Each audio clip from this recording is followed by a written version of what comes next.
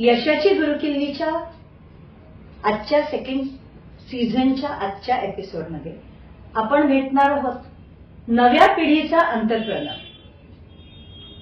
ओजस gorilla. नमस्कार. नमस्कार. नमस्कार. अँड पहिली गोष्ट, welcome on our show off यशाची गुरुकिल्ली. आणि तुझं मला वाटतं बिझी शेड्यूल आहे, त्याच्यामधनं वेळ काढून आलास म्हणून पण थँक्यू. आणि I would like to discuss करूया नवीन जनरेशन मध्ये आजकालच्या काळामध्ये कम्प्युटर्स हा जो सेगमेंट आहे हा खूप व्हॉट डू आय से, हा म्हणजे पॉप्युलर सेगमेंट आहे, कारण गरजेचा सेगमेंट आहे. आणि त्याच्यामध्ये तो हा व्यवसाय चालू केलेला आहे. तर याच्याबद्दल मला समजून घ्यायला आवडेल. नक्की. पहिला प्रश्न म्हणजे हे तू पहिला चालू केलेला आहेस, is it a first generation का तुझ्या वडिलांचा बिझनेस तू कंटिन्यू केलास? मी याचं नक्कीच उत्तर देईन, पण सर्वप्रथम मी आपल्या प्रेक्षकांना नमस्कार करतो आणि मी तुमचे मनपूर्वक आभार मानतो की तुम्ही आज मला या पॉडकास्टसाठी बोलवलं आणि मला यंग जनरेशन ते जुन्या जनरेशन पर्यंत पोहोचायची संधी दिली, त्यातनं माझे विचार मांडायची संधी दिली. मला असं वाटतं नक्कीच त्यातनं एक जरी माणूस इन्स्पायर झाला आणि त्यातनं जर पुढे काही घडू शकलं तर ते आपल्या दोघांचं यश आपण समजायला. आणि आज तुमचे मनापासून आभार आणि तुमचं कौतुक की आज जे काळानुसार तुम्ही स्वतःला बदलत आलात आणि आज तुम्ही पॉडकास्ट हे चालू केलंय आणि लोकांपर्यंत पोहोचायचं माध्यम तुम्ही निवडलंय, त्यासाठी तुमचे खूप खूप अभिनंदन आणि कौतुक. तुम्ही खूप छान काम करताय. असंच लोकांपर्यंत पोहोचा आणि लोकांना एक प्रकारचं एक्सपोजर प्रदान करा. सो मस्त, खूप छान वाटतं येऊन. तर मग आपण बोलूया. सर्वप्रथम मी माझं इंट्रोडक्शन देतो, मी कोण आहे, माझा बॅकग्राऊंड देतो. नमस्कार मंडळी, परत एकदा माझं नाव ओजस गोरे. माझं शिक्षण मी BE कम्प्युटर सायन्स आहे आणि मी फर्स्ट जन एंटरप्रेन्युअर आहे, पण मी कधी नोकरी नाही केली. माझं एक खासियत आहे. मी ज्या शालेय शिक्षण झालं त्यानंतर मी इंजिनिअरिंग निवडलं आणि इंजिनिअरिंग केल्यानंतर मी माझ्या घरी नेहमी म्हणायचो की मी कधी नोकरी नाही करणार, मी नेहमी डायरेक्ट जॉब बिझनेसच करणार. मला घरचे तेवढे सिरियसली घ्यायचे नाही. पण मी इकडे आता जे यंग आपले मित्र आहेत त्यांना मला सांगायला आवडेल की तुम्हाला, मला माहितीये की नाही, पण एक लॉ ऑफ अट्रॅक्शन असतं. ते लॉ ऑफ अट्रॅक्शन खूप खूप काम करतं आपल्या सबकॉन्शियस माइंड, हे तुम्हाला माहिती असेल त्याच्यावर. आणि जर तुम्ही मनापासून एखादी इच्छा बाळगली असेल तर ती तुम्हाला पूर्ण करण्यापासून कोणीही थांबवू शकत नाही. तर माझं सर्वात पहिलं एक महत्वाचं एक विनंती आहे आजच्या आपल्या सगळ्या ऑडियन्सना की सर्वप्रथम पहिले स्वप्न बघा. जेव्हा तुम्ही स्वप्न बघाल ना तेव्हा ती पूर्ण होण्याची ताकद तुमच्या सबकॉन्शियस माइंडमध्ये येते आणि तुम्ही त्याचा एक ध्यास घेता. जोपर्यंत ध्यास नाही तोपर्यंत काहीच शक्य होत नाही. 100%. आता याच्यामध्ये एक गोष्ट मी पाहिली आहे, ती जरा गमतीची आहे. जेव्हा तुम्हाला स्वप्न पहा, तर एक नेहमी मी लोकांना सांगते की जगामध्ये वाटेल त्या गोष्टीला टॅक्स लागू शकतो, पण स्वप्न पाहायला कधीच टॅक्स लागत नाही. मग स्वप्न पाहण्यामध्ये कंजूसी करू नका, हे आपण नेहमी सांगतो. आणि तरीही लोक स्वप्न पाहताना कंजूसी करतात. त्यांचा तो प्रॉब्लेम असा आहे. मी ह्याच्यामध्ये खूप विचार केला की हे असं का झालंय. तर मला असं वाटतं 80च्या दशकातला भारत आणि मुंबई हे एक थोडं वेगळं समीकरण होतं, कारण ना त्यावेळेला एंटरप्रिन्युअरशिप एवढी प्रमोट केली जायची नाही. जसं 2000 सालानंतर जे काही गणित बदललंय ओव्हरऑल वर्ल्ड लेवलवरती, जसं इंटरनेटच्या माध्यमातून जग जवळ आलं आणि त्यानंतर बदललेला दृष्टिकोन हा खूप मार्गदायक, म्हणजे मोलाचा ठरलाय आणि एक डिसायसिव्ह ठरलाय. त्यामुळे लोकांचा एक पर्स्पेक्टिव्ह चेंज झालाय की आता आपण नोकरीशिवायही आपलं एक वेगळं अस्तित्व निर्माण करू शकतो, जे ब्रेड अँड बटर, त्यातनं आपले पैसे कमवून आपलं पण जीवन चांगल्या रीतीने जगू शकतो. म्हणजे आज मला खरंच आज युट्यूबर आहेत, म्हणजे आज लाखोंनी करोडोंनी पैसे कमवतात, ही 2000 साली हे एक्झिस्टच करत नव्हतं ही पॉसिबिलिटी, पण ती झाली आणि त्यातनं लोकांनी करिअर घडवलं. त्याचप्रमाणे मी सांगू इच्छितो की मी जेव्हा हे करिअर चूज केलं, म्हणजे मी ऍक्सिडेंटली करिअर चूज केलं की मला कम्प्युटरमध्ये काहीतरी व्यवसाय करायचा आहे. त्याला सॉफ्टवेअर होतं आणि एक हार्डवेअर होतं. सॉफ्टवेअरची इच्छा ही माझी पहिल्यापासून होती, परंतु त्याला मार्गदर्शन नव्हतं. आणि हार्डवेअरचं मला मार्गदर्शन माझ्या मित्राकडनं, मला तिकडे नाव नमूद करायला आवडेल, कमलेश धुरी हा माझा शालेय मित्र होता आणि त्यांनी मला ह्याच्यात लिटरली बोट धरून सगळं शिकवलं या क्षेत्रातलं. जरी मी इंजिनिअरिंग केलं होतं पण ते पुस्तकी नॉलेज होतं आणि ज्या फील्डवरचं नॉलेज असतं हे कम्प्लिटली वेगळं असतं. हे तेव्हा व्यवसाय सुरू केल्यानंतर कळलं. ज्यावेळेला खरा व्यवसाय सुरू केला, म्हणजे व्यवसाय म्हणून म्हटलं, त्यावेळेला आम्ही लिटरली त्यात अंगुठा छाप होतो. व्यवसाय कसा करायचा हे काहीच माहित नव्हतं. आम्ही फक्त लोकांच्या नीड पूर्ण करतो. म्हणजे आयटी कम्प्युटर जर बंद पडला तर बाबा रे तू येशील का आणि तू सॉल्व्ह करून देशील का, हा एक मुद्दा ते आम्ही त्यांचा सॉल्व्ह करत होतो. त्यावेळेच्या काळात जस्ट इंटरनेट घराघरात होऊ घातलं होतं, कम्प्युटर घराघरात होऊ घातलं. मी 2007 सालची गोष्ट करतो. जसं इंजिनिअरिंग संपवलं आणि 2007 साली मी धडक हा माझा जो मित्र भेटला ज्यांनी मला हे शिकवलं, तोही एक निव्वळ योगायोग होता. शाळेनंतर आमची कॉन्टॅक्ट नव्हता, मैत्री तसे बघायला गेलं टचमॅन नव्हतो. ओके. एके दिवशी शिवाजी पार्क मध्ये त्यांनी मला, तो आणि मी भेटलो आणि असं अरे काय म्हणतोस, काय करतोस, बरेच दिवसांनी भेट झाली वगैरे वगैरे आणि गप्पा झाल्या. गप्पा झाल्यानंतर तो माझा मित्र ह्या व्यवसायाशी इनडायरेक्टली कनेक्टेड होता, कारण तो त्याला नोकरी करत होता, परंतु त्याला ते एक्सपोजर होतं, त्याला ते माहिती होतं कसा व्यवसाय चालतो आणि माझ्याकडे एक्सपोजर नव्हतं. सो त्यांनी मला लिटरली सांगितलं की आपण हे दोघं एकत्र मिळून करू शकतो. मी आणि एवढं आम्ही मेहनत केली की तो नोकरी करायचा आणि संध्याकाळी जसं झालं तेव्हा आम्ही एकत्र जे आमचे काका मामा मित्र यांच्याकडे जाऊन त्यांच्या कम्प्युटरचे प्रॉब्लेम सॉल्व्ह करायचो. आणि ह्या जर्नीत मला माझ्या मित्रांनी आणि नातेवाईकांनी इतकी मदत केली. म्हणजे त्यावेळेला असं म्हटलं जायचं की मराठी माणूस हा पाय खेचणाऱ्यातला आहे, बिझनेसला सपोर्ट करत नाही वगैरे. हे साफ झूट आहे. माझ्या केसमध्ये मला इतकं सपोर्ट केला गेला आणि मराठी माणसांकडनं केला गेला, नातेवाईकांकडनं केला गेला, मित्रमंडळी तर त्यांनी मला उचलून धरलं.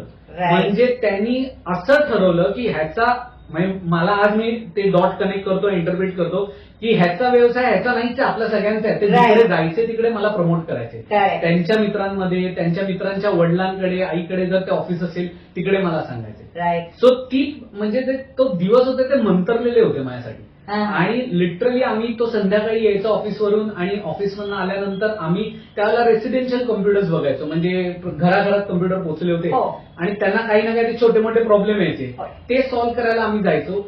आमची मेहनत धडपड बघून ते लोक खुश व्हायचे, इम्प्रेस व्हायचे आणि त्यांनी आम्हाला, अरे बाबा तू हे करतोस तर तू माझं ऑफिस पण आहे तिकडे येशील का, असं करत मला माझ्या व्यवसायात सर्वात पहिले विकास देशपांडे नावाचे एक गृहस्थ होते.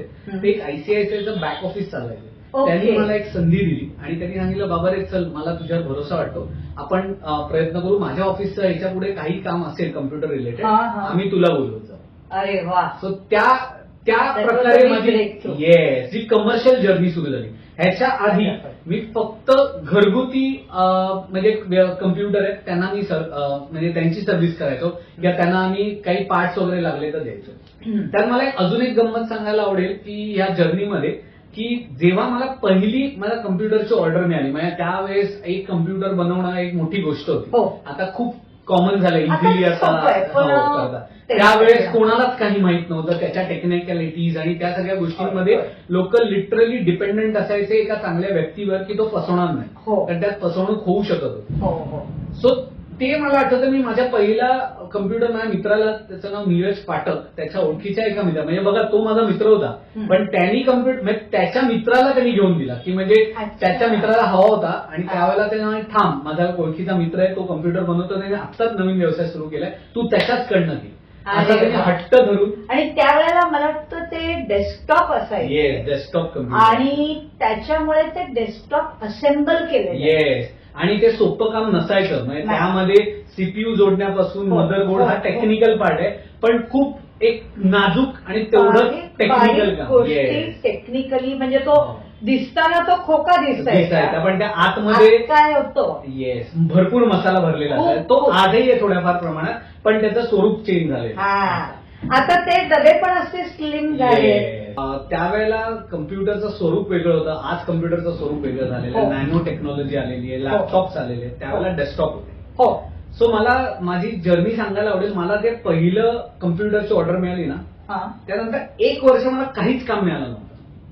म्हणजे आपण एक अशा इम्प्रेशन मध्ये असतो, चलो अभी अपनी निकल पडी, हा. आणि आता आपल्याला काही ना काहीतरी काम मिळत जाईल आणि हा, आपल्याला हा, आता हा. सो तो जो स्ट्रगल पिरियड होता त्यावेळेला मला एक गोष्ट कळली आणि जी मला त्या अख्ख्या आता थ्रूआउट करिअर मला जी तारते ती म्हणजे सर्व्हिस. म्हणजे काय झालं, आम्ही एक कम्प्युटर विकला पण ते कम्प्युटर विकून तिकडे थांबलं जात नसून हा. त्याला वर्षभरात लागणारी सर्व्हिस म्हणजे अरे बाबा सॉफ्टवेअर चालत नाहीये, कम्प्युटर हँग होतोय, कम्प्युटर फॉर्मॅट करून द्यायचंय, करेक्ट. ह्याच्या विविध गोष्टी ज्या म्हणजे लोकांना एएमसी ज्याला म्हणू. एएमसी म्हणतो, जे नंतर स्वरूपात आलं ते एएमसी. हम्म. सो त्याला छोटे मोठे प्रॉब्लेम्स यायचे आणि तेव्हा आम्ही त्याचं सोल्युशन दिलं त्यांना आणि ते सोल्युशन त्यांना इतकं भावलं कारण त्याचं क्रक्स असा होता की आम्ही त्यांची वेळ वाचवत होतो. म्हणजे त्यांना ज्या वेळेला कम्प्युटरमध्ये प्रॉब्लेम यायचे आणि त्या प्रॉब्लेमचं सोल्युशन आम्ही इमिजिएटली सॉल्व्ह करून द्यायचो त्यावेळेला त्यांना ते कुतूहल वाटायचं, अरे आम्ही लगेच तुम्हाला फोन केला, कंप्लेंट केली आणि तुम्ही लगेच येऊन आमचा प्रॉब्लेम सॉल्व्ह करताय. करेक्ट. आणि त्या एका गोष्टीने मला तारलं आणि त्या एका गोष्टीने मला पुढे घेऊन गेली.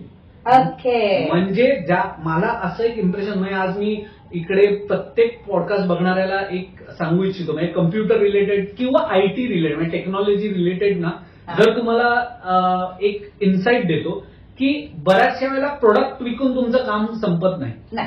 जर तुम्ही त्याला प्रोडक्ट विकल्यानंतर जर त्याला तुम्ही तेवढ्याच लेवलची सर्व्हिस देऊ शकलात ना, त्यावेळेला तुम्ही व्हॅल्यू क्रिएट करताय आणि त्या व्हॅल्यूला आज डिमांड आहे. कारण आज तुम्हाला कॉम्पिटिशनची दुनिया माहितीये काय आणि त्या कॉम्पिटिशनमध्ये जर धरून राहायचं असेल तर त्यावेळेला तुम्ही हार्डवेअर विकताय किंवा सर्व्हिस विकताय ना, त्यावर तुम्हाला एक व्हॅल्यू क्रिएट करायची. ती व्हॅल्यू काय असेल ही तुम्हाला डिसाईड करायची. माझ्या केसमध्ये व्हॅल्यू अशी होती की मी वेळेत सर्व्हिस देत होतो.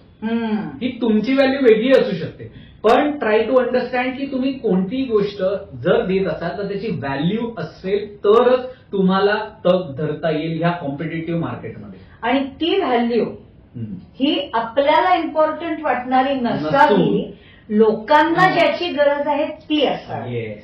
म्हणून त्यासाठी मी आपल्या मित्रांना सांगू इच्छितो, हे व्हॅल्यू चेक करणं वेळोवेळी हे खूप महत्वाचं आहे.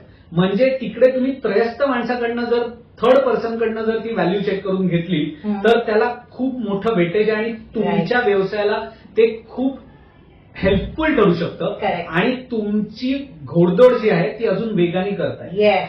सो त्यामुळे व्हॅल्यू क्रिएट करा आणि ती व्हॅल्यू वेळोवेळी चेक करत राहा की ते आपण डिलिव्हर करतोय, जे काही प्रोडक्ट आहे, सर्व्हिस आहे, ते लोकांना आवडतंय की नाही, लोकांपर्यंत पोहोचतंय की नाही आणि लोक त्याला अॅक्नॉलेज करतायत की नाही. नाहीतर बऱ्याच वेळेला आपण असं काम करतो पण ते अॅक्नॉलेज केलं जात नाही, त्यामुळे आपलं बऱ्याच वेळेला क्रेडिट मिळत नाही आणि क्रेडिट खूप गरजेचं आहे. जर तुम्ही बघत असाल तर रेटिंग्स विचारतात आजकाल, तुम्हाला इकडे रिव्ह्यूचा जमाना आहे, तर तो review is nothing but giving a credit to that particular person or service or product.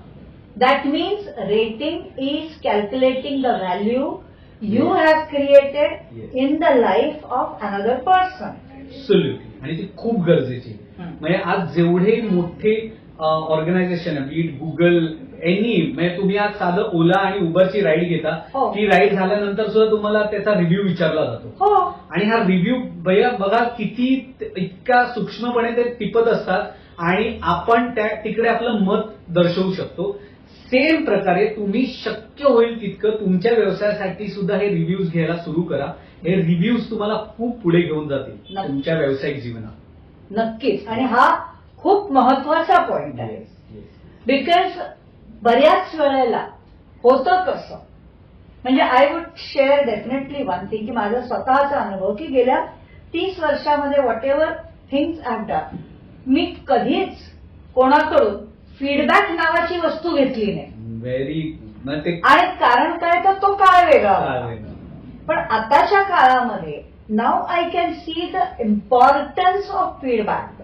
म्हणजे 50,000 लोकांचं आयुष्य बदललं, ठीक आहे, पण त्या 50,000 किती जणांनी रिटर्न किंवा रेकॉर्डेड फीडबॅक दिले, हा विषय जो असतो हा खूप महत्वाचा आहे आणि तो आजच्या काळामध्ये इट इज ऍब्सोल्युटली रिक्वायर्ड.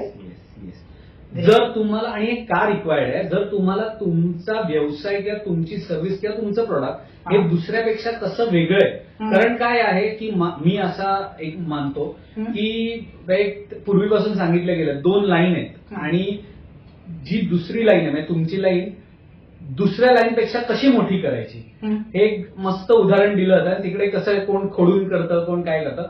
तुम्हाला तुमची लाईन स्वतः आधीच्या लाईनपेक्षा मोठी करायची. करेक्ट. आपसूक समोरची लाईन छोटी होऊन जाते. Right. त्याचप्रमाणे तुम्ही जी सर्व्हिस देता त्याचं जर व्हॅल्युएशन किंवा तुम्ही हे रिव्ह्यूज घेतले तर तुम्हाला नक्कीच त्याचा फायदा होईल. Perfect. Yes and I think this is a very very valuable yes input. Thank you. कारण हे नवीन व्यवसाय आता काय आहे की जेव्हा आपण आता हे सगळं मराठीत करतोय आणि आपला मराठी माणूस, दुर्दैवाने मराठी माणूस आणि व्यवसाय हे गणित आत्ता आत्ता बसायला लागलंय थोडं थोडं.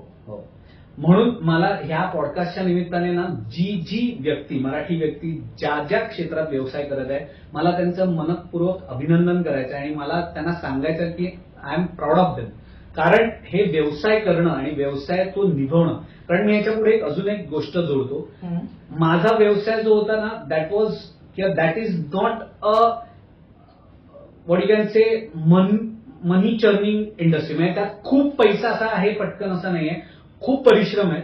आणि सर्वात महत्वाचं म्हणजे मी इकडे सगळ्यांना जे होतकरू नवीन बिझनेस ज्यांनी चालू केला त्यांना सांगतो, पेशन्स टेस्ट करणारा व्यवसाय होता.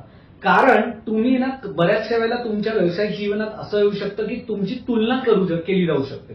म्हणजे कसं की तुमच्या बरोबर एक तुमचा मित्र होता जो कॉलेजमधनं बाहेर पडलाय आणि तो आज कुठल्या तरी चांगल्या कंपनीच्या मोठ्या हुद्द्यावर आहे आणि त्याच्याकडे गाडी आहे, घर आहे.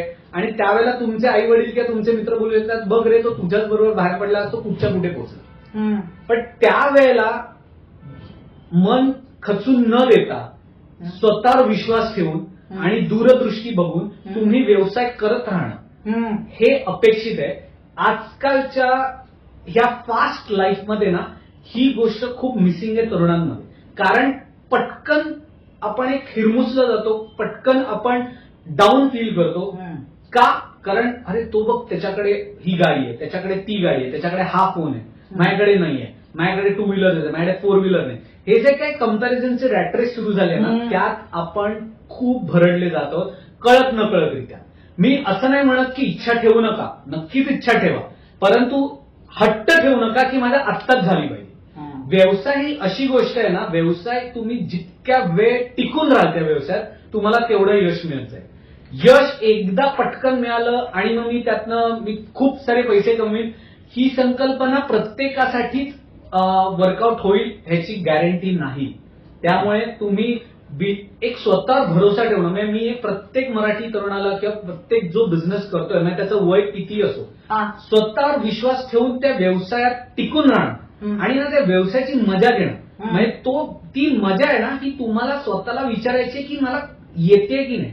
जर मजा येत नसेल मित्रांनो, you are in wrong field किंवा wrong business. So don't do that. Straight away स्वतःशी एकनिष्ठ राहा, स्वतःशी खरं बोला आणि मग स्वतःला विचारा की बाबा मी हे करतोय हे मला याच्यातनं मजा येते का. जर मजा नसेल तर प्लीज थिंक ट्वाइस. का? कारण जर तुम्हाला दुसरी गोष्ट करून जर मजा येत असेल तर तुम्ही त्यात जास्ती एक्सेल करू शकाल, तुम्ही जास्ती त्यात स्वतःला प्रूव्ह करू शकाल आणि त्यात जास्तीत जास्त समाजाला तुम्ही काही ना काही देऊ शकाल. सो त्यामुळे हा व्यवसाय निवडताना हे स्वतःशी करायची म्हणजे काय म्हणतो स्वतःशी बोलायची गरज आहे.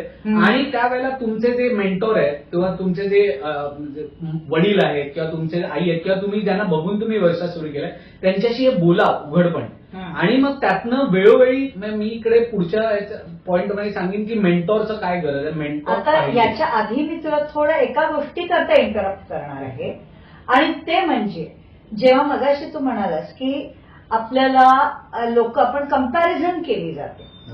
आता हे मराठी लोकांचंच वैशिष्ट्य आहे का इतर कम्युनिटीज मध्ये पण हे दिसतं. कारण काही communities they are non as business communities. आपण नाव नाही घेतलं तरी वी नो की काही कम्युनिटीज बिझनेस कम्युनिटीज म्हणून ओळखल्या जातात. मग त्यांच्याकडे पण अशा कम्पॅरिझन होतात का? मी इकडे आपल्या प्रेक्षकांना सांगू इच्छितो, माझा जो व्यवसायाचा जो कालावधी आहे ना, कालखंड आतापर्यंतचा प्रदीर्घ आहे. असं मला वाटतं 15 वर्ष मी या व्यवसायात आहे. तर मी या 15 वर्षात बऱ्याच कम्युनिटीजच्या लोकांना जवळून पाहण्याचा माझा योग आलेला आहे.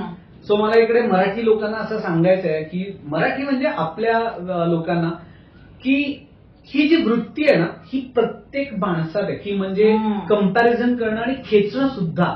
पण इकडे खूप मोठा पण आहे की काही लोक उघडरित्या हे करतात आणि काही लोक बंद दरवाजात आपापल्या आतमध्ये त्यांच्या कम्युनिटीत करतात.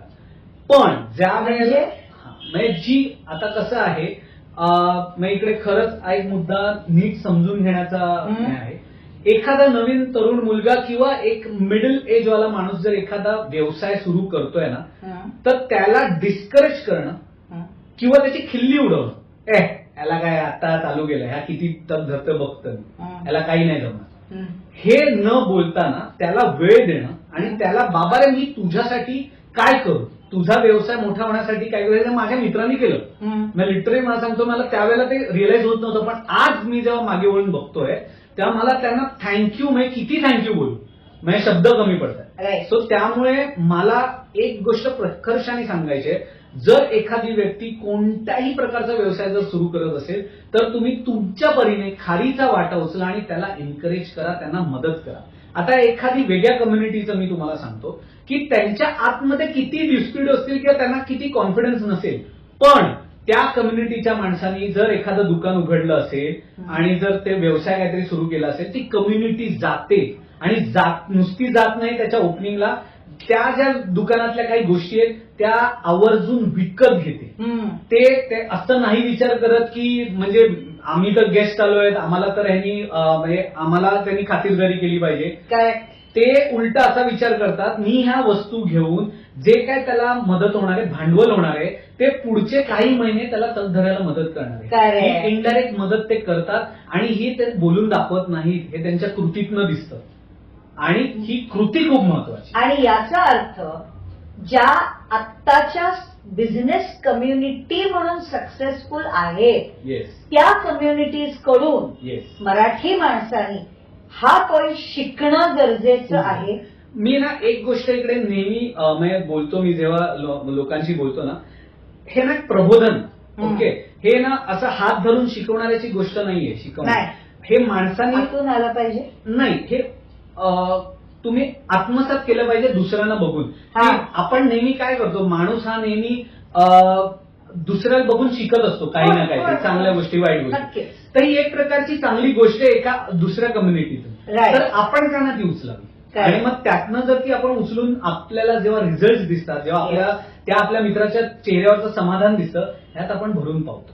आणि मग ते ना ते जे काही समाधान आहे ना हे पैशात शब्दात वर्णन करण्याजोगं नाही, ते त्याहून पलीकडचं. Yes, definitely. त्यामुळे हे लोकांना मला म्हणजे आता नवीन उद्योजकांना किंवा जो उद्योगात आहेत बरेच वर्ष, त्यांना मला सांगायचंय की धीर सोडू नका, स्वतःवर विश्वास ठेवा, तुमच्या आजूबाजूला जे कोण व्यवसाय करतायत त्यांच्या टचमध्ये राहा. म्हणजे मला असं वाटतं, कारण मी नेहमी सांगतो सगळ्यांना, आपल्याला शाळेतले मित्र असतात, आपल्याला बिल्डिंग मधले मित्र असतात, आपल्याला कॉलेजमधले मित्र असतात, पण मित्रांनो आपल्याला व्यवसायातले मित्र नसतात. ही खूप मोठी खंत आहे. आणि याच्यासाठी मला वाटतं याच्यासाठी पण मराठी लोकांनी बिझनेस फोरम ही जी कन्सेप्ट आहे याची ओळख करून घेतलं गरजेचं आहे, खूप गरजेचं आहे. म्हणजे मी आता सांगेन त्याच्याबद्दलही तू जरा बोलावंस मला वाटतं. नक्कीच. म्हणजे आता मला एक प्रकर्षाने सांगायचंय की जसं मी आता म्हणालो की आपल्याला बिझनेस मधले मित्र नसतात, ते बिझनेस मधले मित्रांनो शोधा. आणि शोधायला हे बिझनेस फोरम्स जे आहेत आजकाल, मला इकडे प्रामुख्याने महाराष्ट्र बिझनेस क्लब बद्दल मला इकडे नमूद करायचंय की महाराष्ट्र बिझनेस क्लब हा असा एक फोरम आहे किंवा एक प्लॅटफॉर्म आहे जिकडे उद्योजक, तो मराठी असो किंवा नॉन महाराष्ट्रीयन असो, त्याला त्याचा व्यवसाय मांडण्याची संधी दिली जाते. आणि तिकडे त्या प्लॅटफॉर्मवरती सगळे उद्योजक येतात आणि ते एकमेकांना मदत करतात व्यवसाय वृद्धिंगित करण्यासाठी. बरं, ह्याच्यात मराठी आणि अमराठी हे मला नाही कळलं. म्हणजे महाराष्ट्रात राहणारा म्हणून महाराष्ट्र बिझनेस क्लब. येस, म्हणजे जी व्यक्ती महाराष्ट्रात राहते आणि ती व्यवसाय करते त्या व्यक्तीला महाराष्ट्र बिझनेस क्लबचे दरवाजे खुले आहेत. ते येऊन ते इकडे त्यांचा व्यवसाय करू शकतात. आणि मला खूप म्हणजे आज मला इकडे सांगायचंय, अवघ्या 24 मेंबर्सनी सुरू झालेले महाराष्ट्र बिझनेस क्लब आज 500हून अधिक व्यावसायिक उद्योजकांना ही संधी देते की ते त्यांचा व्यवसाय सर्व लोकांपुढे मांडून, रादर आजकाल जगापुढे मांडून, कारण तेही डिजिटल होत आहे आणि त्यांचा व्यवसाय मोठा करण्यासाठी मदत करत आहे. आणि यांचं ब्रीद वाक्य आहे गिव्हर इज अचीव्हर. आणि यांचं विजन आहे की महाराष्ट्रातील सर्व उद्योजकांना एकत्र आणणं आणि त्यांचं मिशन आहे सर्व उद्योजकांचा व्यावसायिक आणि बौद्धिक विकास साधणं. तर एवढं व्यावसायिक आणि बौद्धिक विकास. कारण बौद्धिक विकास का? कारण व्यवसाय हा आता त्या प्रकारचा राहिलेला नाहीये की जो पारंपरिक आहे. आता बऱ्याच अंशी व्यवसाय बदलला गेला आणि त्याचं नॉलेज असणं आपल्याला हे खूप गरज आहे. तर त्या प्लॅटफॉर्मवरती तुम्ही जे व्यवसाय करत असता त्या व्यवसायातल्या बऱ्याचशा गोष्टी पण तुम्हाला तिकडे शिकवल्या जातात, एक्सपोजर दिलं जातं. म्हणजे वेगवेगळ्या व्यवसायातले एक्सपर्ट लोक किंवा टॅक्सेशन किंवा तुम्ही फंड्स कसे जनरेट करायचे या सगळ्या एक्सपर्ट लोकांना बोलवलं जातं आणि तिकडे त्यांचं व्याख्यान ठेवलं जातं आणि मग त्या प्रकारे एक प्रकारचं प्रबोधन केलं जातं. त्यामुळे तो जो काही कॉन्फिडन्स मिळतो आणि तिकडनं जे आपले व्यावसायिक मित्र बनतात ते तुम्हाला इतकं एनकरेज करतात की तुम्हाला ना ढासळून दिलंच जात नाही. कारण तिकडे ना असं आहे की बऱ्याचशा वेळेला ना, आता मी असं कोणाला डिस्क्रिपन्सी नाही याच्यात, पण ज्या वेळेला आपले व्यवसायाचे प्रॉब्लेम हे जर तुम्ही न व्यवसाय करणाऱ्या मित्रासोबत किंवा आई वडिलांसोबत जर ते डिस्कस केलेत ना तर त्याचं फारसं उत्तर तुम्हाला मिळू शकत नाही किंवा मिळण्याची शक्यता कमी असते.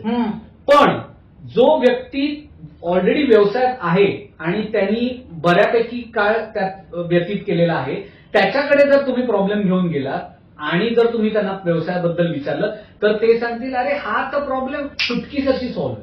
कारण त्यांनी त्यातलं सगळे अप्स अँड डाऊन्स बघितलेले असतात आणि ते तुम्हाला एनकरेज करतात डिस्करेज करण्यापेक्षा. आणि त्यांना ना सोल्युशन ओरिएंटेड त्यांच्याशी डिस्कशन होतं की हा प्रॉब्लेम आहे तर ह्याच्यावर मी काय करू, ना की मी कशाला व्यवसाय सुरू केला, हे काय प्रॉब्लेम्स आहेत माझ्या आयुष्यात, नोकरी बरी होती, मला फिक्स इन्कम होतं, ही भाषा केली जात नाही. आता आणखीन एक ह्याच्यामध्ये मी एक पाहिलेलं आहे की काही बिझनेस फोरम्स मध्ये देर आर क्लोज कॅटेगरीज, कारण त्यांना कॉम्पिटिशन ची भीती वाटते. आणि काही business forums they have open categories, कारण त्यांना कॉम्पिटिटर्स मध्ये they encourage the businessman of the same business. त्यांना कॉम्पिटिटर बनण्यापेक्षा कोलॅबोरेटर बनायला एनकरेज केलं जातं. ह्याच्याबद्दल I would want you to throw light. Absolutely. हे इतकं महत्वाचा हा पॉईंट आहे ना म्हणजे व्यावसायिक जीवनातला. कारण मित्रांनो 2020 साली ज्या वेळेला अख्ख्या जगात जर कोविड हिट झाला ना त्या जग थांबलं. पण ज्याला जग थांबलं आणि ते क्लूलेस होतं जग, म्हणजे काय होणार आहे पुढे कोणाला विजनच नव्हती, काहीच कळत नव्हतं. पण ज्या वेळेला जग हळूहळू मी म्हणेन चालायला लागलं किंवा रांगायला लागलं ना त्यावेळेला बऱ्याच हुशार लोकांना एक गोष्ट समजून आली की आता ह्याच्या पुढे आपल्याला कोलॅबरेशन शिवाय पर्याय नाही. त्यामुळे तुम्ही इकडे खूप मला म्हणजे नाव घ्यायला हरकत नाही, मोठी कंपनी आहे फेसबुक आणि जर तुम्हाला माहिती असेल मायक्रोसॉफ्ट यांनी आपल्या भारतामध्ये बऱ्यापैकी जॉईंट व्हेंचर्स करून त्यांनी त्यांचा व्यवसाय फोफावला. ते त्यावेळेला स्वतः येऊन करू शकत होते पण त्यांना जर रिअलाइज होत आहे की कोलॅबरेशनची जमाना आलेला आहे आणि कोलॅबरेशन शिवाय पर्याय नाही तर मग आपल्यासारख्या छोट्या लोकांना आपण हा का नाही विचार करत. आपल्याला ही वृत्ती सोडली पाहिजे की मी माझ्यापुरतच विचार करेन. जिकडे शक्य होईल जेवढं शक्य होईल तेवढं कोलॅबरेशन करा, कारण तुमच्या कक्षा रुंदावत आहे. म्हणजे कसं आज तुम्ही समजा मुंबईमध्ये एखादा व्यवसाय करत आहात आणि जर तुम्हाला एखादी ऑपॉर्च्युनिटी समोरून पुण्यासाठी आली किंवा इतर भारतातून आली किंवा मी परदेशातून आली तर त्या ऑपॉर्च्युनिटीला नाही म्हणू नका. त्याच्यावर स्वॉट करा. आता स्वॉट काय हे तुम्ही गुगल करू शकता. SWOT, strength, weakness, opportunity, threat. या गोष्टी तुम्ही त्या एखाद्या ऑपॉर्च्युनिटीसाठी किंवा त्या ऑफरसाठी विचार पर्यायच नसतो. मला सांगू इच्छितो हा पॉडकास्ट बघणाऱ्यांना की शक्य असेल ना पॉडकास्ट झाल्यानंतर एकदा स्वॉटचा पण पॉडकास्ट असतो किंवा गुगलवर इन्फॉर्मेशन आहे, शक्य असेल तेवढं तुम्ही हे चेक करा आणि त्यातनं तुम्ही तुमच्या डिसिजन मेकिंगला हे स्वॉटचं सूत्र वेळोवेळी वापरा.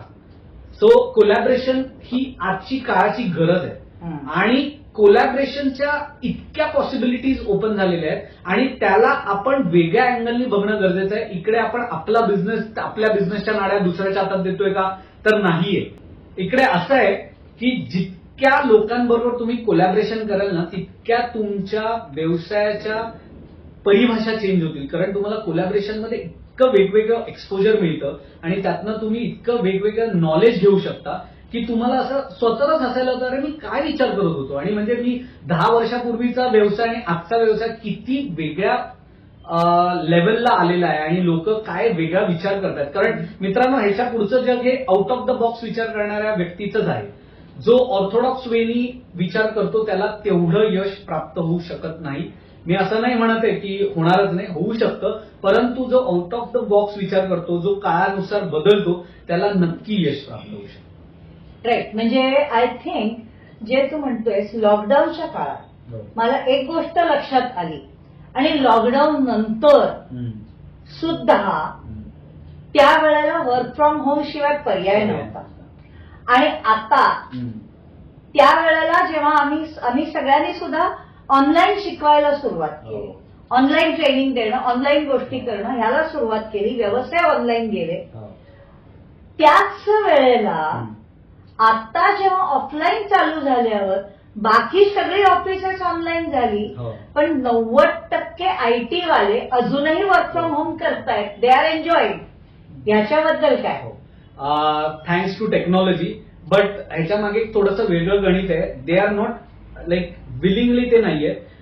ज्या बघा मल्टीनॅशनल कंपनीज इतक्या हुशार आहेत ना, त्यांना एक गोष्ट उमगली ह्या लॉकडाऊनच्या दरम्यान की आपलं वर्क फ्रॉम होमनी चालतंय, म्हणजे आपल्याला अडत नाहीये काम आणि आपलं प्रोडक्टिव्हिटी तेवढीच आहे. कारण लोकांना आधी काय होतं की 9 ते 6 हा एक त्यांचा जॉब होता आणि त्यात कालावधीत त्यांना यायला लागायचं. ट्रॅव्हलिंग हा एक ऍस्पेक्ट होता. त्या ट्रॅव्हलिंगमध्ये प्रचंड दमायला होतं लोकांना. मुंबई जे मेट्रो सिटीज मध्ये राहतात त्यांना हे माहिती असेल. आणि मग त्यानंतर स्वतःच्या घरच्यांसाठी वेळ राहत नाही. ओके. तर त्यामुळे जेव्हा हे वर्क फ्रॉम होम कल्चर सुरू झालं ना, लोक खुश होती आणि लोकांनी त्याला अपोज नाही केलं. त्यांना एनर्जी राहत होती, त्यांना घरच्यांसाठी वेळ होता. त्या दरम्यान मल्टीनॅशनल कंपन्यांनी एक गोष्ट नोटीस केली की आपले ओव्हरहेड 90% कमी झालेले. ज्या लेवलला इलेक्ट्रिसिटी बिल, ज्या लेवलला ऑफिसची रेंट, जे कम्युटिंगमुळे प्रॉब्लेम म्हणजे येण्या जाण्यामुळे प्रॉब्लेम होता, सुट्ट्या होत्या, ह्या खूप कमी झाल्या. मग आपण का नाही कंटिन्यू करावं. त्यामुळे त्यांनी ते वर्क फ्रॉम होम कल्चर अजूनही चालू ठेवलंय. कारण त्यांना ह्या गोष्टीचं उमगलंय की आपले बरेच पैसे वाचतात. राईट. त्यामुळे हे गणित त्यांनी अजून. आणि मला वाटतं की ही एक चांगली गोष्ट आहे. थोडी चांगली आहे, थोडी वाईटही आहे. कारण एक असाही आता एक रिव्ह्यू आलाय की वर्क फ्रॉम होम जेवढं चांगलं आहे तेवढंच प्रोडक्टिव्हिटी म्हणजे ना त्याचा सिरियसनेस, म्हणजे आज जर तुम्ही कंट्रोल्ड एन्व्हायरमेंटमध्ये जॉब करता त्यावेळेला तुमचं एक प्रकारचं फोकस किंवा एक प्रकारचं कंट्रोल तुम्ही ठेवू शकता एम्प्लॉईवर. पण जेव्हा तुम्ही घरी असता, आता मुलं बाळ आहेत आणि आज मेट्रोमध्ये घरं मोठी नाही मेट्रो सिटीजमध्ये, तर त्यामुळे छोट्या घरामध्ये एक लहान मुलं असेल किंवा ते रडत असेल आणि त्याला तुमची टीमचे मीटिंग चालू असेल त्यावेळेला तुम्ही म्यूट करावं लागतं आणि त्यावेळेला तुमची लिंक तुटते. त्यामुळे हा सगळा विचार लक्षात घेता आता बरेचसे लोक हाही विचार करतात की बाबा खूप झालं, आता आपण वर्क फ्रॉम होमच्या बदली ऑफलाईन पण ट्राय करू. त्यामुळे आता हायब्रिड कन्सेप्ट आहे की त्या हायब्रिडमध्ये आता ती जी व्यक्ती आहे जॉब करत असते ती 3दा ऑफिसला जाते, 2दा घरून काम. करेक्ट. त्यामुळे ते चालू झालंय. मग याच्यात मला एक गोष्ट काय सांगायची, माणूस इतका अडॅप्टेबल आहे ना, म्हणजे तुम्ही त्याला कोणत्याही सिच्युएशनमध्ये टाका तो त्यातनं काही ना काही मार्ग शोधून काढतो. त्यामुळे ह्याच्या मागचं आयटी म्हणजे कम्प्युटर हे काय म्हणतो एक सेव्हियर होतं अख्ख्या जगासाठी. कारण कम्प्युटर होता म्हणून हे जग टिकलं किंवा कामं होऊ शकली आणि त्यातनं न थांबता आपण वेगळ्या मार्गाने आपला मार्ग शोधला. नक्की. आणि त्याच कम्प्युटरचं तुझं आता तुझा बिझनेस आहे, त्याच्यामुळे आय वुड से की यू आर लाईक नवीन काळाच्या प्रमाणेचा हा व्यवसाय घेतलेला आहे. जरी नवीन काळाप्रमाणे व्यवसाय असेल तरी प्रत्येक व्यवसायाच्या प्लस आणि मायनस गोष्टी असतात. मायनस मी असं नाही म्हणणार, परंतु याच्यात प्रचंड मेहनत म्हणजे फिजिकल मेहनत आहे.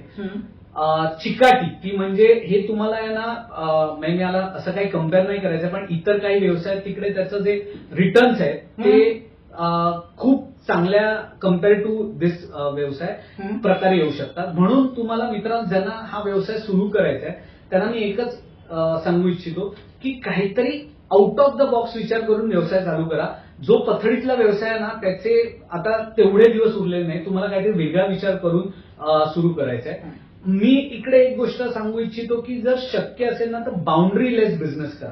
म्हणजे ज्या वेळेला तुम्ही आता एखादा व्यवसाय जर करू इच्छिता किंवा म्हणजे कोणताही व्यवसाय असतो, मी कम्प्युटर बद्दल बोलतोय कारण मी त्यात एक्सपर्ट आहे म्हणून, परंतु जर तुम्ही कोणताही व्यवसाय सुरू करू इच्छित असाल ना तर त्याला एक 2-3 गोष्टी महत्वाच्या आहेत. एक तर तुमच्या बाउंड्रीज म्हणजे तुम्ही कोणत्या ऑडियन्सला सर्व्ह करणार. म्हणजे there are 2-3 types of audience. म्हणजे एक आहे मास, म्हणजे तुम्ही त्याला जगातले ऑडियन्स तुम्ही त्यांना हे करू शकता. एक असतात रिजनल की जे तुमच्या रिजन पुरते असतात. एक असतात लोकल म्हणजे की जे तुमच्या अगदी आजूबाजूचे, म्हणजे आता जेवणाचं त्यात एक उदाहरण किराणा मालाचं दुकान किंवा डबे, घरगुती डबे देणं, हे लोकल.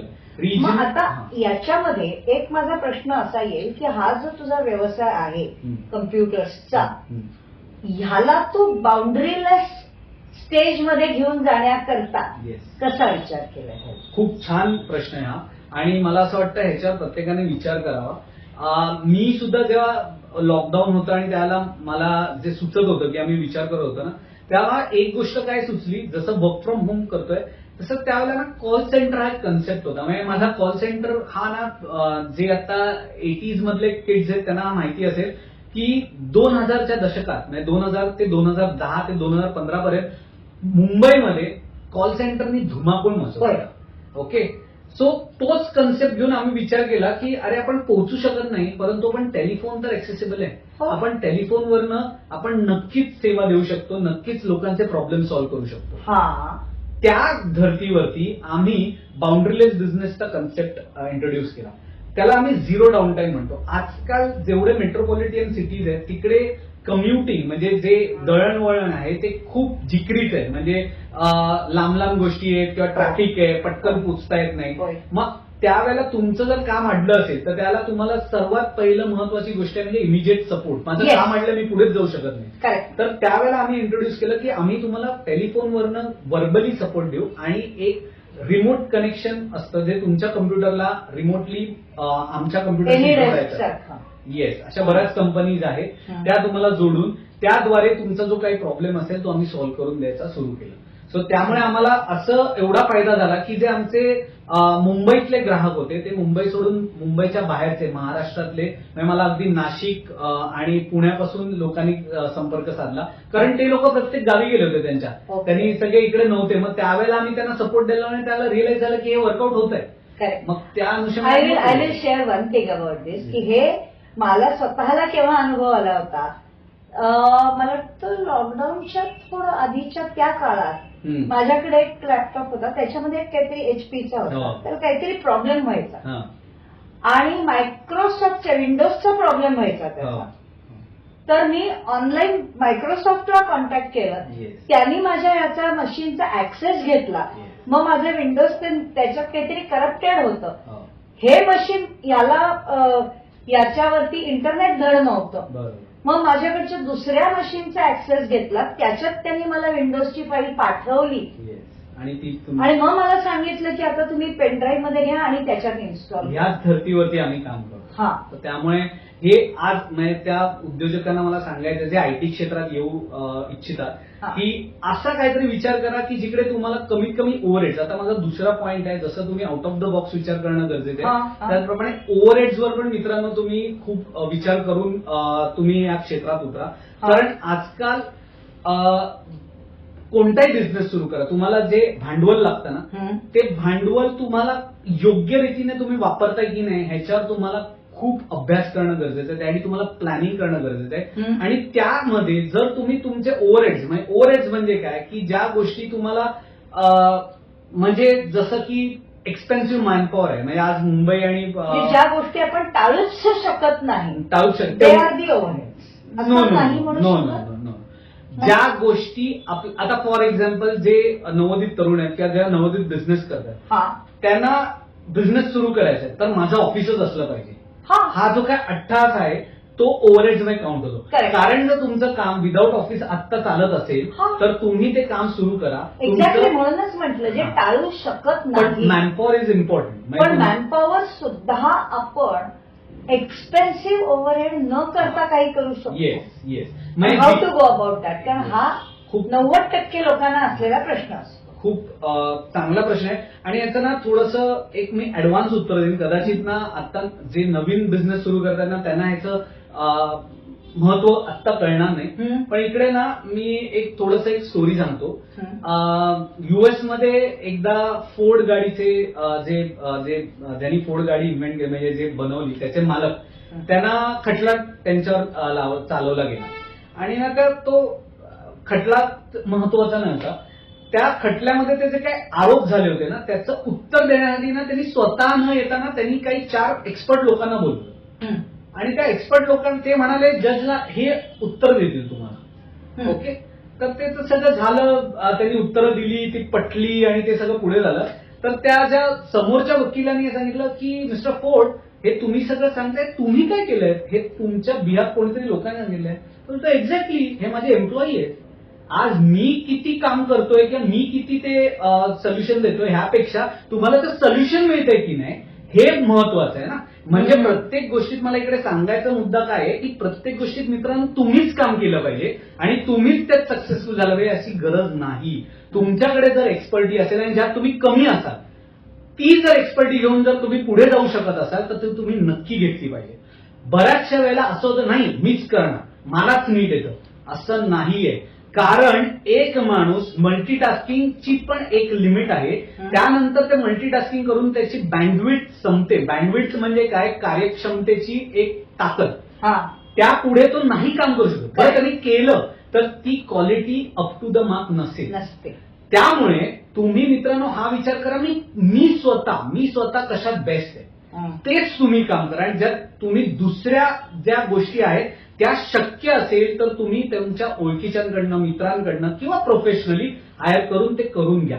कारण त्यातनं जे आउटपुट येईल ना हे खूप प्रोफेशनल असेल आणि तुम्ही जे करताय त्याचं आउटपुट सुद्धा प्रोफेशनलच असेल आणि त्यावेळेला तुम्ही तुमच्या कामावर 100% फोकस करू शकाल. रादर दॅन मल्टीटास्किंग करणार. म्हणजे मी पण अकाउंट्स पण मीच बघणार, मी सेल्स पण मीच बघणार, मी टेक्निकली पण मीच बघणार त्या गोष्टीला. बरं ऑफिस पण मीच उघडणार, ऑफिस बंद पण मीच करणार. ही जी गोष्ट आहे ती गोष्ट तुम्हाला इतकीशी पूरक नाही. कारण जर तुम्हाला लॉंग टर्म मध्ये जायचं आणि जर व्यवसाय मोठा करायचा असेल ना, आज मला खरंच एक मार्क झुकरबर्गला विचारलं गेलं होतं की बाबा रे तू आता ही एवढी मोठं मेटावर्स आणि जी कंपनी एस्टॅब्लिश केली कशी केलीस रे? तर कशी केली म्हणजे काय? मी लोकांना हायर केलं, बेस्ट ऑफ द बेस्ट लोकांना. तो चपाकला तो, अरे हायर केलं म्हणजे तुला येत नाही? नाही येत.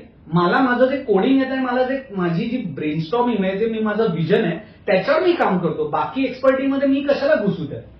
सो त्यामुळे हे नवोदित किंवा नवीन बिझनेस करण्याला हे माहिती असणं गरजेचं आहे की आज भले तुमच्याकडे भांडवल नसेल, आज तुम्ही मल्टीटास्किंग करताय ओके, पण एक विजन ठेवा की मला ग्रोथ म्हणजे काय, मला माझं काम जितकं शक्य होईल तितकं दुसऱ्यांकडनं करून घ्यायचंय. कारण का मित्रांनो माहितीये का, जर तुम्ही स्वतःचं काम म्हणजे आजकाल हा एक खूप महत्वाचा इकडे लक्ष देऊन ऐका.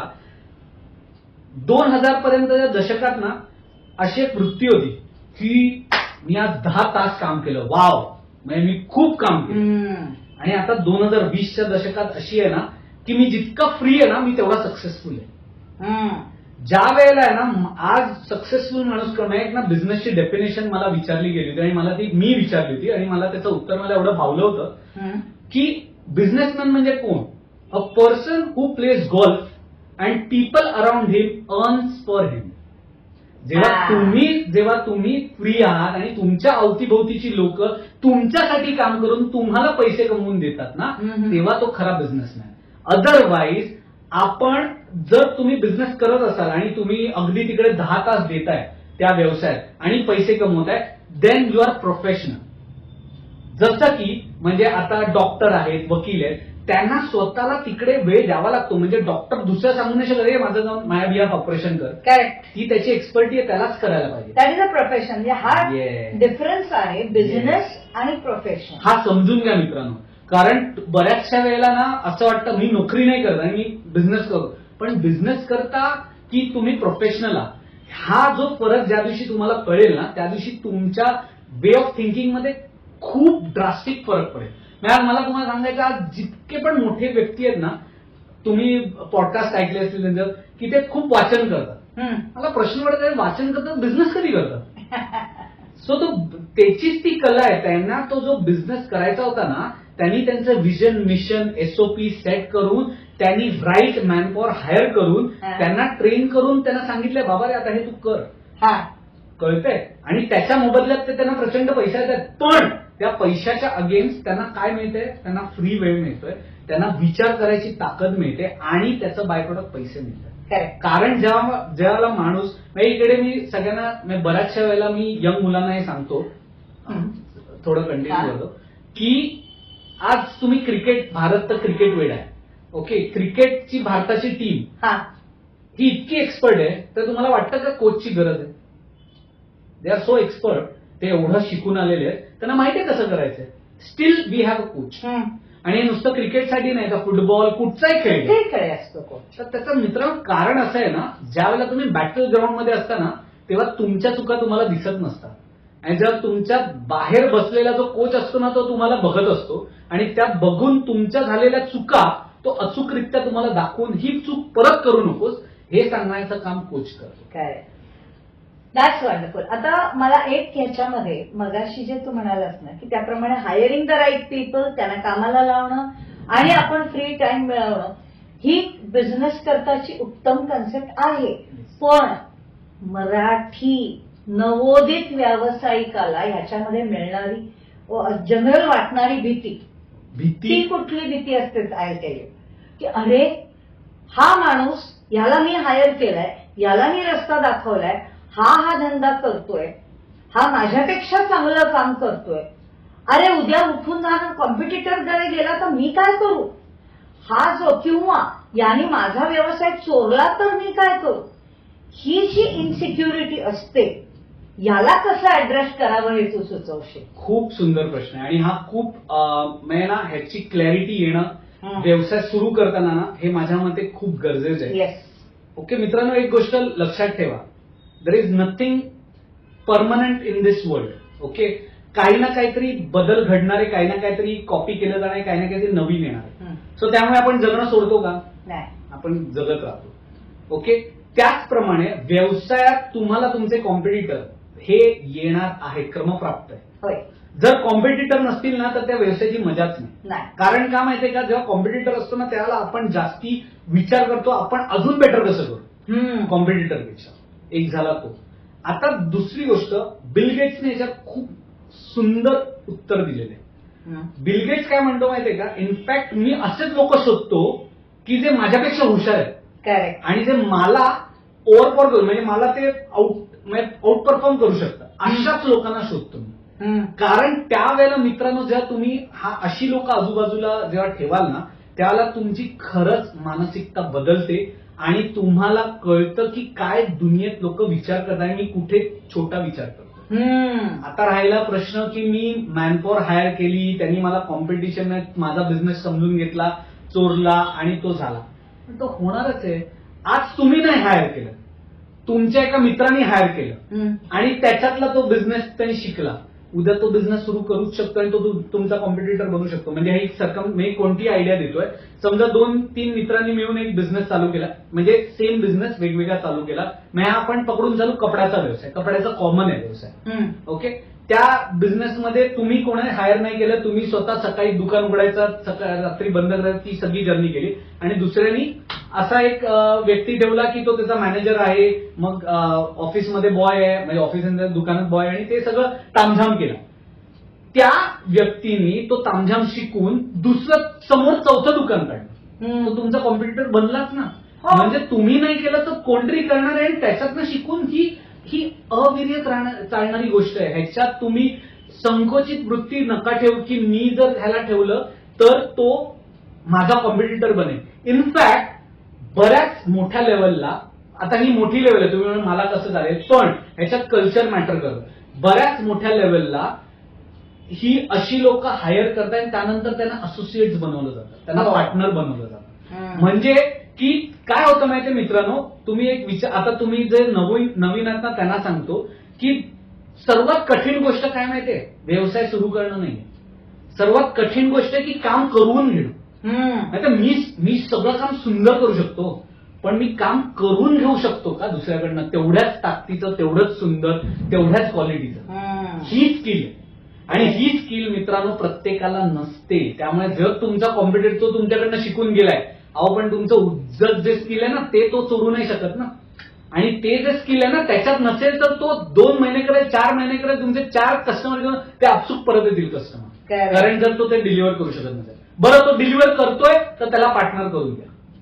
देर is no other way. That is the only way. आणि ह्याच्यावरच दुनिया आता चालू आहे. त्यामुळे प्लीज हा विचार, संकोचित वृत्ती नका ठेवू. आणि मराठी माणसाची असू शकते, मराठी काय प्रत्येक कम्युनिटीची इन्सिक्युरिटी आहे. आणि इन्सिक्युरिटी हा ह्युमन एक नेचरचा पार्ट आहे. तर त्यामुळे त्याला वावगं असं काही नाही. तुम्ही काहीतरी चुकीचा विचार करताय, मी बिझनेसमॅनच नाही का, असं काही नाही. प्रत्येक बिझनेसमॅनला इन्सिक्युरिटी आहे, घ्या ना त्या गोष्टीची. तर त्यामुळे असा काही प्रकार नाहीये की मी आज एक्सपर्ट हायर करू की नको आणि तो माझा व्यवसाय चोरून घेऊन जाईल का. चोरून घेऊन गेला तरी तुम्ही टेन्शन बाळगू नका. तुम्हाला तुमच्या नशिबाचं आहे, तुमच्या मेहनतीचं मिळणारच आहे. आणि तुमची जी हुशारी आहे ना ते तो चोरून घेऊन जाऊ शकत नाही. त्यामुळे तुम्ही बिंदास राहा.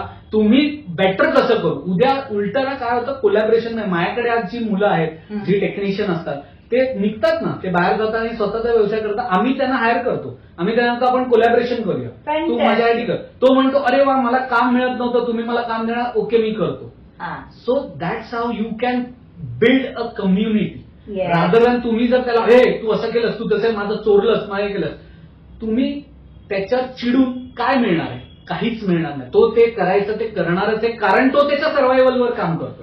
त्याला मोठं व्हायचं, त्याला ग्रो व्हायचं, तो करणारच आहे. तुम्ही शिवाय घाला, तुम्ही काही ओरडा, तो हा सॉरी हे करून तो शेवटी जाऊन करणार.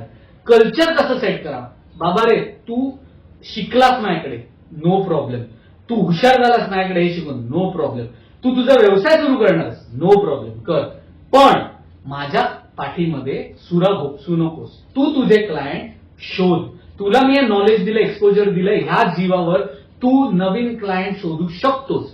ही खात्री बाळग आणि नवीन सुरू कर. त्याला मी येईन स्वतः तुला इनॉग्रेट करायला तुझं काम. हा जो तुम्ही कॉन्फिडन्स देता ना, त्यात ते तुमचे मित्र बनतात किंवा ते कोलॅबरेशनला तयार होतात. सो हा जो पर्स्पेक्टिव्ह आहे हा डे 1ला ठेवणं गरजेचं आहे. त्यामुळे काय होतं माहितीये का, आज करंट सर्वात आम्हाला जी भेडसावणारी जी आता प्रॉब्लेम आहे, छोट्या स्केलच्या लोकांना येणार राईट टीम मिळत नाही. So we realise over the period ही राईट टीम मिळत नसते, ही बनवावी लागते. आता काय होतं, जे एमएनसी वाले जे बिझनेसमॅन आहेत किंवा एक हायर बिझनेसमॅन आहेत ना, ते पैशाच्या जोरावर राईट मॅनपॉवर हायर करू शकतात, पण आपल्याला ही मुभा नसते. मग त्यावेळेला तुम्ही चांगल्या लोकांचे इंटरव्ह्यू, चांगले लोक म्हणजे काय, जास्तीत जास्त लोकांचा इंटरव्ह्यू घेऊन त्यातनं शॉर्टलिस्ट करणं, फनेलिंग जे म्हणतात, त्यानंतर त्या माणसावरती काम करणं आणि मग त्याला मोठं करणं. ज्याला तुम्ही त्याला मोठं कराल ना, आपसूक तो तुम्हाला मोठं करणार. आणि याचा प्रत्यय तुम्हाला भविष्यात येईल. आज तुम्हाला कदाचित ती गोष्ट कळत नसेल, पण माझं आजचा जो पॉडकास्ट आहे तुम्ही सेव्ह करून ठेवा. आणि मला नक्की खात्री आहे तुम्ही पुढे जाऊन हसाल की मी हे बोलत होतो ते बरोबर आहे, मला त्याला पटत नव्हतं. सो त्यामुळे तो विश्वास ठेवा आणि तुमची हुशारी, ट्रस्ट मी, कोणी चोरून घेऊन जाऊ शकत नाही. That's amazing. आणि it was a really enlightening thing. खूप छान वाटलं. मला वाटतं की आता याच्याशिवाय मराठी लोकांच्यासाठी, आणि जसं तू म्हणालास त्याप्रमाणे तुझं म्हणजे बिझनेस कम्युनिटी किंवा अशा पद्धतीत लोकांनी यावं, या किंवा कनेक्ट व्हावं, या संदर्भात तुला जे काही कोणाला काही सांगायचं असेल तर please you can suggest something for Marathi मंडळी. कारण मराठी मंडळींनी मॅक्सिमम व्यवसायात यावं, व्यावसायिक व्हावं, हे फार गरजेची. सर्वात पहिले ना, त्यात तुम्ही जे व्यवसाय निवडता ना, त्यावेळेला व्यवसाय निवडताना तुम्ही व्यवसाय फेल व्हायची भीती ठेवू नका. म्हणजे आज जेवढे सक्सेसफुल लोक आहेत ना, त्यांनी प्रचंड व्यवसाय केले वेगवेगळे. तुम्हाला माहितीये, तुम्हाला आश्चर्य वाटेल, आज मी एक सॅमसंग नावाची कंपनी घेतो. सॅमसंग कंपनीचा तुम्ही गुगल करा की पहिला व्यवसाय काय होता. मी सांगत नाही, तुम्हाला गुगलवरच मिळेल. कोडॅक कंपनी घ्या. कोडॅक कंपनीचा पहिला व्यवसाय काय होता बघा मित्रांनो. इतके वेगवेगळे व्यवसाय केलेले असतात आणि त्यातनं त्यांचं क्लिक होतं. म्हणजे मग तुम्ही जसं कॅडबरी वर्ल्डला जेव्हा मी आत्ता गेले होते तेव्हा बघितलं जेम्स कॅडबरीचा पहिला व्यवसाय टेलरिंगचा होता. See now what they are doing right now. So मित्रांनो, पण ह्याचा ना तुम्ही चुकीचा अर्थ काढू नका की मी एक ना धड 12 चिंध्या करीन, मला आज हे आवडलं मी ते करीन, मला ते आवडलं ते करीन, असं नाहीये. त्या गोष्टीला एक सूत्र असतं. त्या सूत्राचं असं आहे की बेसिकली तुम्ही एका लेवलला आल्यानंतर तुमचा तो व्यवसाय ऑटो पायलटवर जातोय की नाही हे बघणं गरजेचं आहे. आणि जर तो जात नसेल ना तर त्या व्यवसायात काही हार्श डिसिजन घेणं गरजेचं आहे. आणि हे ज्या मोठ्या लोक असतात ना हे ते डिसिजन घ्यायला पुढे मागे बघत नाही. त्यामुळे त्यांचं जे विजन आहे हे माझं विजन फुलफिल करतंय की नाही हे वेळोवेळी ते चेक करत असतात. म्हणजे जसं मी मगाशी म्हणाले पुस्तक वाचत असतात, हे रीड करत असतात, स्वतः बोलत असतात आणि मॅनेजमेंट लेवलवरती हे सतत कॉन्टॅक्टमध्ये असतात. ही लोक हे ऑपरेशन मध्ये नसतात. मित्रांनो, जर तुम्हाला खरंच मोठं व्हायचंय ना you should not gate involve 100%. म्हणजे काही टक्के तुम्ही होऊ शकता, कम्प्लिटली त्या ऑपरेशनमध्ये जाऊ नका. कारण ऑपरेशन ही अशी गोष्ट आहे ही तुमचा वेळ खाते खूप. आणि ऑपरेशन इन द सेन्स म्हणजे ऑपरेशन मेडिकल ऑपरेशन नाही, तुमच्या व्यवसायातली दैनंदिन जे काही गोष्टी तुम्हाला कराव्या लागतात त्याला ऑपरेशन्स म्हणतात. की तुमचं लिटरली दुकान उघडण्यापासून ते ऑफिस उघडण्यापासून ते बंद करेपर्यंत जी काय प्रोसेस आहे त्याला ऑपरेशन्स म्हणतात. त्याच्यात स्वतः पूर्ण इन्व्हॉल्व न होता त्याच्यात तुमचा मॅनेजर असू शकतो, त्यात तुमचा ऍडमिन असू शकतो, HR असू शकतो. या सगळ्या लोकांबरोबर तुम्ही टीम म्हणून जर काम केलं तर खूप फरक पडेल. हा एक झाला. म्हणजे काय की तुम्ही व्यवसाय सुरू करा, त्याचं अवलोकन करा आणि त्याला राईट ट्रीटमेंट द्या. ज्यावेळेला तुम्ही राईट ट्रीटमेंट देता ना त्यावेळेला तुम्हाला खरंच कळतं की मी बरोबर आहे की नाही, माझ्या विजन मिशनच्या पाथवर आहे की नाही. ओके. सेकंड महत्वाचा विषय, ज्याही वेळेला तुम्ही कोणताही व्यवसाय सुरू करायची इच्छा निर्माण होते आपल्या डोक्यात किंवा करायचं ठरवताना त्यावेळेला प्रकर्षाने म्हणजे ज्या मराठी माणसाकडे नसणारी गोष्ट ना म्हणजे मेंटॉर. मला ह्या थ्रूआउट जर्नीमध्ये मला जे खंत जाणवली इनिशियली काय होतं, मेंटॉर हा गुरु म्हणजे आपल्या हिंदू धर्मात गुरुला अनन्यसाधारण गुरुला मान्य आहे, पण धंद्यातला गुरु नसतो. तो धंद्यातल्या गुरुला नेहमी वाटतं की माझा शिष्य माझ्यापेक्षा मोठा झाला तर काय होईल. निदान मराठी गुरु तरी बरेच असं करतात. आता ह्याच्यावरच मी तुम्हाला देईन, पण आता खूप वेगळ्या प्रकारचे गुरु आलेले आहेत जे professional Guru. They are charging you pay them, that is okay. कारण काय माहितीये, पेड मेंटॉरशिप आहे ना ते तुम्हाला त्याची अकाउंटेबिलिटी ठेवतात. म्हणजे जर मी तुम्हाला मेंटॉरिंग म्हणजे काय की तुम्हाला गायडन्स दाखवणं की बाबा रे तुझं आता आज तू बिझनेस चालू केलास तर तुझं टर्नओव्हर म्हणजे कसा वाढेल किंवा तू तुझी राईट मॅनपॉवर कशी हायर करशील, तू नवीन बिझनेस कसा घेऊ शकशील, कुठून घेऊ शकशील, कोण देईल तुला, या सगळ्या गोष्टीचं मार्गदर्शन करणारी लोक आहेत. आणि ती लोक तुम्हाला एका वेगळ्या उंचीवर घेऊन जाण्याची ताकद ठेवतात. सो मलाच सगळं येतं, मीच सगळं करणार हा विषय सोडून द्या, डिलीट करा डोक्यातनं. ओके. जितकं होईल तेवढं एक्सपर्टीची मदत. कोणाकडनं मदत घेता हे मॅटर करतं. म्हणजे तुम्ही उगीच ज्या व्यक्तीने कधी व्यवसायात नाही केला त्याचं मत घ्यायला जाल तर ते चुकीचं आहे. पण एखादा व्यक्ती व्यवसायात पारंगत आहे किंवा एक्सपर्ट आहे आणि त्यांनी बरेच पावसाळे बघितले व्यवसायातले, त्या व्यक्तीकडनं जर तुम्ही मत घेतलं, त्याचं मत विचारात घेतलं तर नक्की तुम्हाला त्याचा फायदा होईल. सो त्यामुळे व्यवसाय पहिला पॉइंट आपला जो होता की व्यवसाय करताना त्याचं अवलोकन करणं, त्याचं अनालिसिस करणं गरजेचं आहे. दुसरा तुमच्याकडे मेंटॉर असणं गरजेचं आहे. तिसरा खूप महत्वाचा जिकडे मराठी माणूस बॅकफुटवर येतो की पैसा उभा करणं. म्हणजे एक लिटरली मी तुम्हाला एकीकडे सांगू इच्छितो, जितकेही आज अदर कम्युनिटीतली लोक आहेत ना ती सक्सेसफुल होण्यामागचं हे सर्वात मोठं कारण आहे की त्यांच्याकडे पैशाचं पाठबळ आहे, होतं आणि राहील. आणि ते त्यांच्या फॅमिलीच्या पैशाचं नसतं, त्यांच्या कम्युनिटीच्या पैशाचं. काही वेळा फॅमिलीचंही असतं, काही वेळेला कम्युनिटीचं असतं, काही वेळेला फ्रेंड्सकडनं असतं, काही वेळेला बँकेकडनं असतं. ते मिळेल तिकडनं प्रयत्न करतात. त्यांची गेंड्याची कातडी असते. त्यांना असं नाही वाटत हे मी काय पैसे मागू, हे ह्याच्याकडे कसे हात मी पसरू. नाही, ते इतके शब्दाचे पक्के असतात म्हणून ते तेवढे मागूयात. कसं सांगतो मित्रांनो, याच्यात एक ना तुम्हाला फॉर्म्युला देतो. हा फॉर्म्युला जर तुम्हाला कळला ना तर तुम्हाला तुमच्या आयुष्यात पैशाची कधी कमी नाही भासणार. हा फॉर्म्युला असा सुरू होतो की की तुम्हाला समजा आत्ता पैशाची गरज नाही, हम्म. पैसे मागा. किती पैसे मागा? इतकेच पैसे मागा जे तुम्ही फेडू शकाल. ओके. फॉर एक्झाम्पल, एखाद्या व्यक्तीने एखादा व्यवसाय सुरू केला, त्याच्या भांडवलाची किंमत गरज आहे 10 लाख रुपये, त्याच्याकडे आत्ता आहेत 5 लाख रुपये. हम्म. ओके. त्याला उरले लागणार किती? पुढचे 5 लाख 5 रुपये. लाख लागणार आहे. आता ते 5 लाख रुपये एकत्र कोणाकडनं घ्यायचे, तर त्यावेळेला तुम्हाला ते डिफिकल्ट होतं. होय. जर त्याला तुम्ही डिवाइड केलं छोट्या अमाऊंटमध्ये, तर ती मिळण्याची शक्यता खूप जास्ती असते.